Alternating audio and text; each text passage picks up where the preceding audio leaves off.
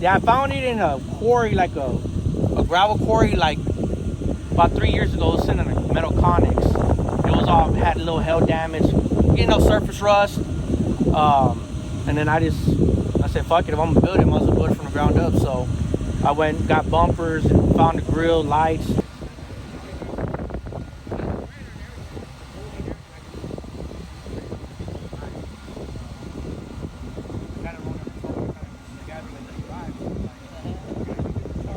And then I had the frame, had the back half done out of Dallas, a good friend out of Dallas, and then just little by little, man, just been, I guess, just buy parts to save up, and then when you get ready for paint, just commit to a painter and let them do their thing and don't bother them shit.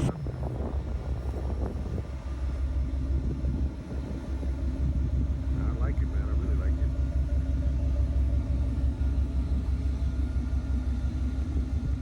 it. 22 in the front and then 24 by 15 in the back. Okay. So, yeah, and then when we built it, when I had the guy do the frames, I wanted no camber. So as you can see, there's, even though laid out all the way, there's no camber. So that was my one request. I didn't care how anything else went. I just wanted no camber on my truck.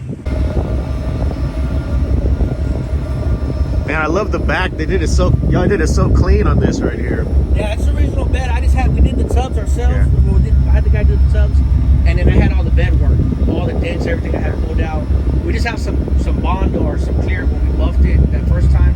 I need to get some cleaner and clean it off. I haven't had a chance to do it. But the glass is new. Except that back window, they didn't have the back window at the time. We're probably gonna start spicing up the engine bay. I got all everything painted already except the firewall.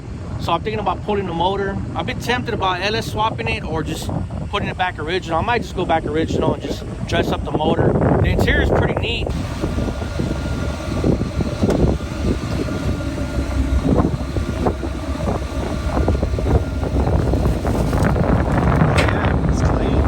Yeah, it's all pretty much original.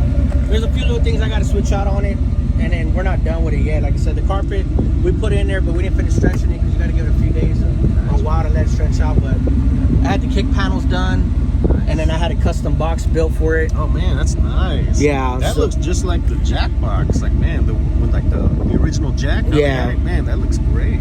So yeah, I had a box built for it, and then we had the headliner done, the visor's done. But other than that, everything else is original. So I just haven't made my mind about going back to cloth or going to leather now. I like the cloth, but I kind of like the cloth, so I might just go back original and get the cloth. So. Was there any reason why you wanted an OBS or just? I bought this. I want to say I've had this truck 3 or 4 years, but I don't know. I just had it. Nobody really had OBSs. I think Junior here in Austin was probably one of the original OBS owners. And I just wanted one, man. I thought they were cool. Yeah. I didn't have a little girl at the time. Now I have a little girl, so now my next thing is probably like a Blazer. Oh yeah. Or I might do a Suburban. Yeah. I'm not sure yet because I need room for a car seat. Right. So, but just wanted to do an OBS, man. And like I said, I didn't know it was gonna blow up like the way it did. I never had this. All this OBS stuff was not here when I started working on this truck. Other than Junior with the red OBS step side, now it's a fleet side. He was one of the original guys, and I see his truck, and I was like, man, I want something like that.